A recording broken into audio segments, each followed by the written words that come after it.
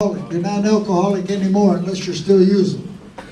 You're not a drug addict anymore unless you're still using. Amen. You're not a sex offender unless you're still doing it. All these things are past. The Bible tells us that the Lord can start you new from this moment on. Your past gets wiped out and you start a new life. Our speaker is going to tell you about that. We're going to get into it's really an AA program for Salvation Army, but we do NA because we know drugs are just another drug. We know sugar is just another drug. There's so many things that are addictive that we have to use this program and use the Lord. He can straighten your whole life up. Amen. Amen. Okay?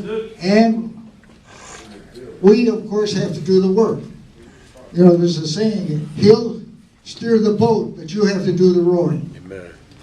Okay? That one I lost my thought. Okay. In your brain. In your brain. Woo! I accept that, getting angry. I'm going to live to be 160. I hope you guys are still with me. Amen. Look at this guy here hold his head. It gets better and better, I promise. Believe it. Okay. You can't believe it. I think so. There's heaven on earth. Amen. But this program been the best thing ever happened to me in my life. Because it did. It changed everything. I would have been still hanging on the bar or on the floor or in the grave. You know, God kept me alive for a reason. And it was with the speaker. You know, he started telling me some of his story. And I really believe that God leaves us out there long enough to develop a testimony so that you can use it for His good. Amen. And you all have testimonies. Some of you are afraid to speak it out. But that's what relieves you of the pain that's in you. That's why you do the drugs and alcohol. Because there's a pain, there's an inside thing that's burning for you for an addiction to get rid of that. You know, to get rid of it with using something. And you don't have to. You get rid of it. You give testimony. That's why the Catholic Church has confessions. You go in a private room, confess to the priest, and you get it off your chest, as they say. But no, we were taught, I was taught. My father used to tell me, you don't tell things about your family. Those are secrets. Keep quiet. You don't tell things what we do. And I learned to suppress them instead of getting them out. You got to talk about your problems. And I've had some serious ones. And I was told, you know, you got to give a testimony out there so that people will know that that can happen to them too, if they keep on the same path. And there's no straddling. You can't straddle it one leg in and one leg out. You got to get on one path or the other. You either go to hell or you go to heaven. And where do you want to go? You know, and another guy said to me, he says, you know, why is it all the time, a guy at work, he said, why is it all the time these people, you know, they end up, you know, changing, becoming born again and changing their lives. He says, you know, why do they do that? That's because they're afraid to go to hell. They're afraid they're going to die. Well, that's a good reason. And it is a good reason. You think about it. I don't want to go to hell, and I hope you guys don't either. We're going to have a big AA meeting up there. Amen. And you're all welcome to come. Right? That's right. Okay. Let's get on with our work. Okay, we need somebody different. How you doing? Good. I like seeing your smile. I need somebody to come up that would read how it works. Come on, son. Amen. All right, Nick.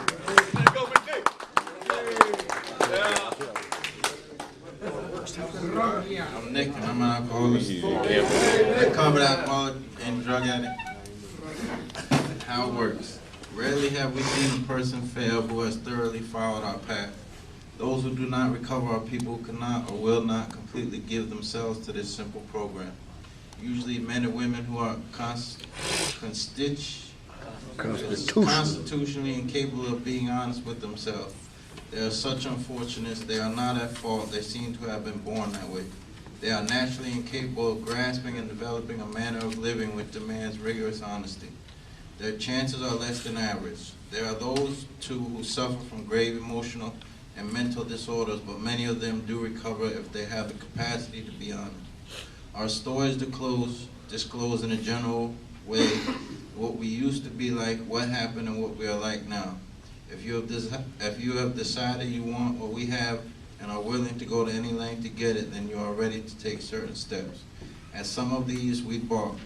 We thought we could find an easier, softer way, but we could not. With all the earnestness at our command, we beg of you to be fearless and thorough from the very start. Some of us have tried to hold on to our old ideas, and the result was nil until we let go absolutely. Remember that we deal with alcohol, cunning, baffling, powerful. Without help, it is too much for us. But there is one who has all power, and that one is God. May you find him now. Half measures availed us nothing. We stood at the turning point. We asked his protection and care with complete abandon. Here are the steps we took, which are suggested at a program of recovery. Step 1, we admitted we were powerless over alcohol and our lives had become unmanageable. Step 2, came to believe that a power greater than ourselves could restore us to sanity. Step 3, made the decision to turn our will and our lives over to the care of God as we understood him. Step 4, made a searching and fearless moral inventory of ourselves.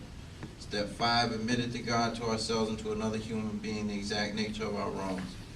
Step 6, we're entirely ready to have God remove all these defects of character. Step 7, humbly asked him to remove our shortcomings. Step 8, made a list of all persons we had harmed and became willing to make amends to them all. Step 9, made direct amends to such people wherever possible, except when to do so would injure them or others. Step 10, continued to take personal inventory of when we were wrong, promptly admitted it. Step 11, sought through prayer and meditation to improve our conscious contact with God as we understood him, praying only for the knowledge of his will for us and the power to carry that out. Step 12, having had a spiritual awakening as a result of these steps, we try to carry this message to alcoholics and to practice these principles in all our affairs. Many of us exclaim, what an order, I can't go through with it. Do not be discouraged. No one among us has been able to maintain anything like perfect adherence to these principles. We are not saints. The point is that we are willing to grow along spiritual lines. The principles we have set down are guides to progress. We claim spiritual progress rather than spiritual perfection. Our description of the alcoholic, the chapter 3 agnostic, and our personal adventures before and after make clear 3 pertinent ideas. A, that we were alcoholics and could not manage our own lives. B, that probably no human power could have relieved our alcoholism. And C, that God could have would if he was so. Thanks, Nick. Good job, good job. Thank you. You're a good man. And I wish I would have found this program when I was your age. You had such opportunity. He's 54. Is that the Italy? Yeah. You must have been a real wino. I'm Italian too, I am too. Yeah. It's all right, it looks good. But thank you for being part of it. Get one too, Frank. Okay, go to page 1727. You saving some room on there? Tony? You saving room on there? Yes, sir. Speaker? Yes, sir.